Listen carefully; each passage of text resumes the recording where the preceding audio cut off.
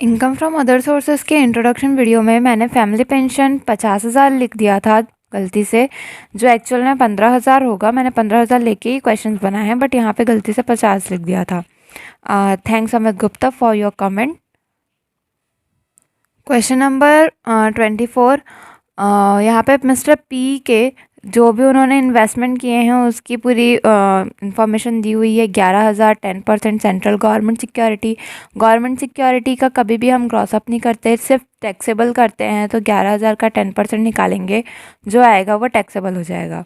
ठीक है। उसके बाद 36,000 का 10% टैक्स फ्री कमर्शियल सिक्योरिटी। तो कमर्शियल यानी कि ये प्राइवेट सिक्योरिटी है और टैक्स फ्री वर्ड दिया है, इसका मतलब हमको इसको ग्रॉस अप करना पड़ेगा। 3600 received as interest on tax free security of public limited. यहाँ पे भी ये पब्लिक लिमिटेड यानी कि प्राइवेट कंपनी है, टैक्स फ्री वर्ड दिया है, इसलिए हमको 3600 का ग्रॉस अप करना होगा, यानी इंटू 100 डिवाइड बाई 90 करके। 4,000 received as interest on UP government security है, तो ये सिर्फ टैक्सेबल होगा। तो इसका तो कोई रेट दिया नहीं है, मतलब पूरा का पूरा 4,000 यहाँ पे टैक्सेबल हो जाएगा। 3600 received as interest on tax free security of a company.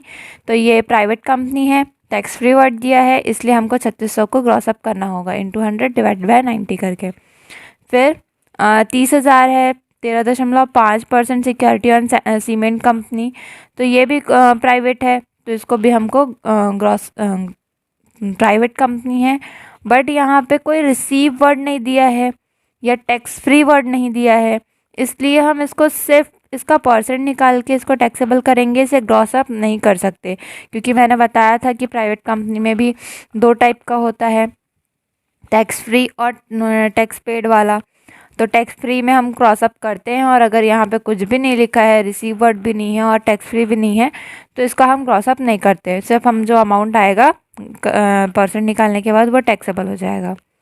35,000 11% security on paper mill company. तो ये भी प्राइवेट है और इसके साथ भी कोई वर्ड नहीं दिया है टैक्स फ्री या रिसीव, तो ये भी सिर्फ हम 35,000 का 11% निकाल कर टैक्सेबल कर देंगे। फिर 10,000 15% Jaipur municipal corporation bond receive from his father. तो ये रिसीव फ्रॉम हिज फादर है जयपुर म्यूनसिपल कॉरपोरेशन, तो इसका भी अपन इसके साथ कोई वर्ड तो दिया नहीं है, तो ये सिर्फ अपन 10,000 का 15% निकाल के टैक्सेबल कर देंगे। 10,000 11% सेविंग सर्टिफिकेट परचेस। तो इसके साथ भी कोई वर्ड नहीं है टैक्स फ्री या टैक्स पेड वाला, तो सिर्फ 10,000 का 11% निकाल के टैक्सेबल कर दिया जाएगा। सीमेंट कंपनी के सिक्योरिटी खरीदने के लिए पी ने 25,000 का लोन लिया है 15% पर एनम पे, और वो लोन जो लिया गया है उसके फ्रेंड ने, अपने एक फ्रेंड बहरीन में उसका एक फ्रेंड है उससे लिया है, और उसका इंटरेस्ट जो है उसका मतलब भुगतान हो चुका है, लेकिन उसके साथ टैक्स उस पर एट द सोर्स उस पर टैक्स नहीं कटी है, यानी कि ये सारी इंटरेस्ट मिस्टर पी पे कर चुका है, बट उसको सॉरी ये जो लोन है उसका इंटरेस्ट मिस्टर पी पे कर चुका है, बट उसमें कोई टैक्स नहीं कटा है, ये बोल रहे हैं। अब हमको बैंक चार्ज करने बोल रहे हैं 1.5 commission of gross interest and collection charges, यानी कि ये जो इंटरेस्ट उनको रिसीव हुआ है तो उसका जो ग्रॉस वैल्यू है हमको उस पर इंटरेस्ट कैलकुलेट करना है। तो interest of all security is payable halfly on 1 July and 1 January every year. 1 जुलाई और 1 जनवरी को मिलता है। Except on saving certificate which is due not to payable early, यानी कि इससे हमको कोई मतलब नहीं है, हमको सिर्फ इसका ग्रॉस अप करना है। और यहाँ पे मेन जो चीज़ है वो है कि बैंक चार्ज जो है वो ग्रॉस वैल्यू पे निकालने के लिए बोला है, तो हम सिर्फ जो हमारा ग्रॉस वैल्यू आएगा टीडीएस काटने के बाद हम सिर्फ उसको ध्यान देंगे, और बाकी इसमें और कुछ नहीं है। Question number 24, computation of income from other sources 10% central government security. Government है इसलिए हमने इसे ग्रॉस अप नहीं किया है, तो 11,000 का 10% आ जाएगा 1100। 10% टैक्स फ्री कमर्शियल सिक्योरिटी 36,000 का 10% इंटू 100 डिवाइड बाय 90, क्योंकि ये टैक्स फ्री वर्ड दिया हुआ था और ये प्राइवेट है, तो आ जाएगा 4,000। Tax free security of public company, तो ये पब्लिक कंपनी है यानी कि प्राइवेट है, तो इसका हम 3600 इंटू 100 डिवाइड बाई 90 कर देंगे तो 4000 आ जाएगा। Interest on UP government security 4000 का था, क्योंकि ये गवर्नमेंट सिक्योरिटी है तो ये ग्रॉस अप नहीं होता है और कोई परसेंट नहीं दिया था, इसलिए हमने इसे डायरेक्ट जो आया है वो लिख दिया। Interest on tax free security, ये प्राइवेट था, टैक्स फ्री वर्ड था, इसलिए हमको 3600 को ग्रॉस अप करना पड़ा 100 डिवाइड बाय 90। यहाँ पे 90 इसलिए लिखा गया है क्योंकि सिक्योरिटीज़ पे 10% का TDS कटता है, तो 100 में से 10 माइनस किया यानी कि 90% ही टैक्सेबल हुआ होगा, इसलिए हमने यहाँ पे 100 डिवाइड बाय 90 लिखा है, तो आ जाएगा यहाँ पे 4000। फिर 13.5% सिक्योरिटी सीमेंट कंपनी का, तो 30,000 का 13.5% निकालेंगे तो आ जाएगा 4050। और 11% सिक्योरिटी ऑफ पेपर मिल 35,000 का 11% निकालेंगे तो आ जाएगा 3,850। 15% जयपुर म्यूनसिपल कॉरपोरेशन बॉन्ड, तो 10,000 का 15% निकालने पे 1500 आ जाएगा। सेविंग सर्टिफिकेट, इसमें सेविंग सर्टिफिकेट था 10,000 का और 11% का था, तो 10,000 का 11% निकाला। और क्योंकि उसमें चक्रवृद्धि ब्याज बोला था, यहाँ पे बोला था कि कंपाउंड इंटरेस्ट इसमें कैलकुलेट हो रहा है, तो इसलिए हमको 2 बार निकालना पड़ेगा। और यहाँ पे टाइम दिया हुआ था कि 1 जुलाई से 1 जनवरी तक वो एवरी ईयर पे हो रहा है, तो यहाँ पे मतलब हम लोग को वो कितने टाइम के लिए देना पड़ेगा। उसने ये सिक्योरिटी 31 मार्च 2018 में ख़रीदा है, तो 18 से 19 और 19 से 20, क्योंकि हम अभी बना रहे हैं कंप्यूटेशन 20-21, ठीक है। तो जब अपन कंप्यूटेशन 20-21 बना रहे हैं तो फिर हम लोग को 19-20 का कैलकुलेशन चाहिए रहता है, तो ये ख़रीदा है 18 में 2018 में, तो 18 से 19 और 19 से 20 यानी कि 2 साल का यहाँ पे कैलकुलेशन होगा। तो हमने यहाँ पे 10,000 का 11% निकाल के 1 साल का तो निकाल लिया 1100। अब कंपाउंड इंटरेस्ट में हमको पता है कि क्या होता है, जो एक्चुअल में वैल्यू रहती है और जो इंटरेस्ट रहता है कंपाउंड इंटरेस्ट में, उन दोनों पे इंटरेस्ट का कैलकुलेशन होता है। तो एक्चुअल अमाउंट हमारा था 10,000 और इंटरेस्ट हमारा आया था 1100, तो हम 10,000 इंटू 1100 सॉरी 10,000 प्लस 1100 कर देंगे तो आ जाएगा 11,100।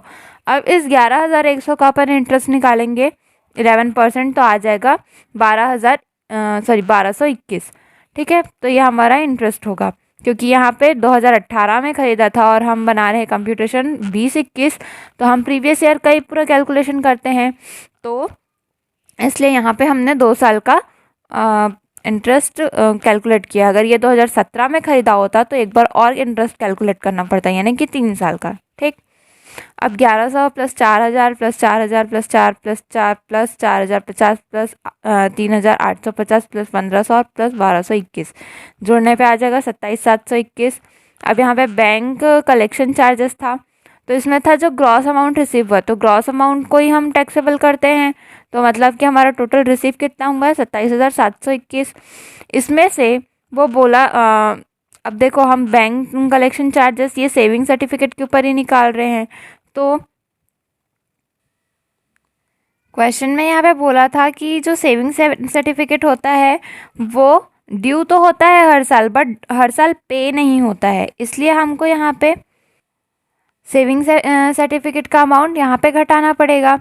तो 27,721 है, उसमें से 1,221 माइनस कर देंगे तो आ जाएगा 26,500, जिसका बैंक चार्जेस कलेक्शन बोर्ड निकालने बोला था 1.5%, तो आ जाएगा 397.5। तो ये पॉइंट के बाद 5 है तो एक बढ़ा सकते हैं, तो ये हो जाएगा 398।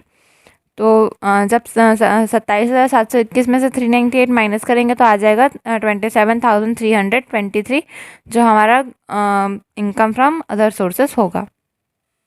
क्वेश्चन नंबर 25, यहाँ पे डॉक्टर अतर का पूरा इन्फॉर्मेशन दिया हुआ है उनके अदर सोर्सेस से रिलेटेड। तो सबसे पहले उन्होंने सिक्योरिटी और शेयर्स खरीदा, 2,000 का शेयर खरीदा 10% ईच ऑफ पारस लिमिटेड, तो ये इंडियन कंपनी लग रही है, तो हम जब ये लिमिटेड वर्ड दिया है तो आप समझ जाओ कि इंडियन कंपनी है, तो ये एग्जेम्प्ट हो जाता है। फिर 40,000 ऑफ यूपी गवर्नमेंट सिक्योरिटी, तो गवर्नमेंट सिक्योरिटी का ग्रॉस अप नहीं होता, सिर्फ इसका टैक्सेबल हो जाएगा 40,000 इंटू 40,000 का 12% निकाल के वो टैक्सेबल हो जाएगा। 1,000 10% preference share of 100 each of Madhu limited, ये भी इंडियन कंपनी है, लिमिटेड वर्ड है इसका मतलब, तो हम इसका एग्जेम्प्ट कर देंगे। उसके बाद बोल रहा है कि पारस लिमिटेड का जो 10% इक्विटी शेयर है उसका डिविडेंड डिक्लेयर हो चुका है, बट वो चेक उसका अभी तक अपन को नहीं मिला है। तो वैसे भी ये तो हमको एग्जाम्प्ट हमने कर दिया है, तो हम इसको कैलकुलेट नहीं करेंगे। Other interest and dividend where however receive, और बाकी इंटरेस्ट और डिविडेंड मिल चुका है। तो 3 ही था यहाँ पे, जिसमें से ये फर्स्ट वाला और थर्ड वाला तो इंडियन कंपनी है इसलिए ये एग्जाम्प्ट होगा, सिर्फ सेकंड वाला का ही हम मिला है ये मानकर चलेंगे। अब ये सब इन्वेस्टमेंट करने के लिए उन्होंने 1 लाख का लोन लिया है 12% पर एनम पे, और उसके लिए वो 1% कलेक्शन चार्जेस ग्रॉस इनकम पे पे करते हैं। और मिस्टर अत्तर के पास फैक्ट्री में बिल्डिंग प्लांट मशीनरी फर्नीचर ये सब था, जिसको उन्होंने 2,000 पर मंथ पे किराए पे दे दिया है, और उस पे साल भर में 2,000 का रिपेयर, 500 का इंश्योरेंस और डेप्रिसिएशन 5,000 का अलाउ मतलब लग रहा है उनको खर्चा, तो ये खर्चा भी अलाउ हो जाएगा, क्योंकि हम यहाँ पे उनका जो रेंट पे वो दिए हैं हम वो अलाउ कर रहे हैं, तो इसलिए उसका खर्चा भी अलाउ हो जाएगा। He had borrowed 30,000 against mortgage of this assets and paid 3,000 interest thereon. तो अब उन्होंने संपत्ति के रखन के लिए, मतलब ये संपत्ति को पूरा रख रखाव करने के लिए 30,000 का लोन लिया है, और उस पर 3,000 इंटरेस्ट पे कर रहे हैं। यह राशि उन्होंने और ये जो पैसा था वो उन्होंने अपने डॉटर के मैरिज में इन्वेस्ट कर दिया। तो यहाँ पे उसने अपने डॉक्टर के मैरिज में इन्वेस्ट कर दिया, इसलिए ये 30,000 का जो 3,000 का जो कैलकुलेशन इंटरेस्ट का वो हम कैलकुलेट नहीं करेंगे। क्यों, मतलब इसका डिडक्शन उनको नहीं मिलेगा, क्योंकि उन्होंने ये चीज़ अपने बेटी के शादी में खर्च किया है, जो कि उनका पर्सनल है, तो ये IUS में नहीं आएगा। Question number 25, compute the taxable income of other sources. Interest of, क्योंकि पहला और तीसरा यहाँ पे एग्जाम्प्ट था, इसलिए मैंने डायरेक्ट यहाँ पे interest on UP government security लिखा है 40,000 का 12%, तो आ जाएगा 4,800। अब रेंटल इनकम फैक्ट्री का 2,000 पे दिया था रेंट उन्होंने, तो 2,000 इंटू 12 कर देंगे, तो 12 मंथ का आ जाएगा 24,000। अलावेबल एक्सपेंस में बैंक चार्जेस निकालना था, तो ग्रॉस अमाउंट पे, तो यहाँ पे तो ग्रॉस अमाउंट सिर्फ क्योंकि 3 चीज़ों के लिए उन्होंने लिया था लोन, बट यहाँ पे तो सिर्फ एक ही चीज़ टैक्सेबल किया है, इसलिए हमने यहाँ पे 4,800 का ही 1% निकाला, तो आया 48। अदर एक्सपेंस में रिपेयर, इंश्योरेंस और डेप्रिसिएशन ये सब आ जाएगा, तो जोड़ के आ गया ये 7,500। इंटरेस्ट ऑन बोरोविंग, और बोरोविंग का हमको इंटरेस्ट निकालना है। देखो 1 लाख उन्होंने तीनों चीज़ के लिए लिया था, पारस लिमिटेड के लिए, मधु लिमिटेड के लिए और ये गवर्नमेंट सिक्योरिटी, ये तीनों चीज़ के लिए लिया था। तो पहले तो हम 1 लाख का 12% निकाल देंगे, क्योंकि 12% बोला है, लेकिन उन्होंने 3 चीज़ के लिए इन्वेस्टमेंट के लिए लोन लिया था, बट यहाँ पे तो हम एक ही चीज़ जो 40,000 का था वो अलाउ किए हैं, तो यहाँ पे हम सिर्फ वही अमाउंट कैलकुलेट करेंगे जो हम टैक्सेबल कर रहे हैं। तो अब इसको हमको ये प्रोपोर्शनेट करना होगा, जिसके लिए इक्विटी शेयर 2,000 वाले 10 थे, यानी कि 2,000 इंटू 10 यानी 20,000। गवर्नमेंट सिक्योरिटी 40,000 के थे, प्रेफरेंस सिक्योरिटी 1,000 वाले 1,000 शेयर थे 100 रुपये वाले, यानी कि 1 लाख। तो 1 लाख प्लस 40 प्लस 20,000 टोटल कितने के लिए अपन ने खर्च किया था, 1,60,000 के लिए लोन लिया था, बट यहाँ पे हम सिर्फ 40,000 को ही टैक्सेबल कर रहे हैं, तो इसको हम प्रोपोर्शनेट करेंगे, तो 40,000 डिवाइड बाय 60 करेंगे, तो यहाँ पे आ जाएगा 4 डिवाइड बाय 16। इसलिए जब हम यहाँ पे क्वेश्चन में यहाँ पे इंटरेस्ट का कैलकुलेशन करेंगे, तो क्योंकि हमने यहाँ पे सिर्फ 40,000 को अलाउ किया है, इसलिए इंटरेस्ट में भी हम 4 डिवाइड बाय 16 करके निकालेंगे, तो आ जाएगा 3,000। अब 4,800 24,000 जोड़कर उसमें से 48 और 7,500 और 3,000 माइनस करने पे आ जाएगा 18,252, जो हमारा taxable income from other sources होगा।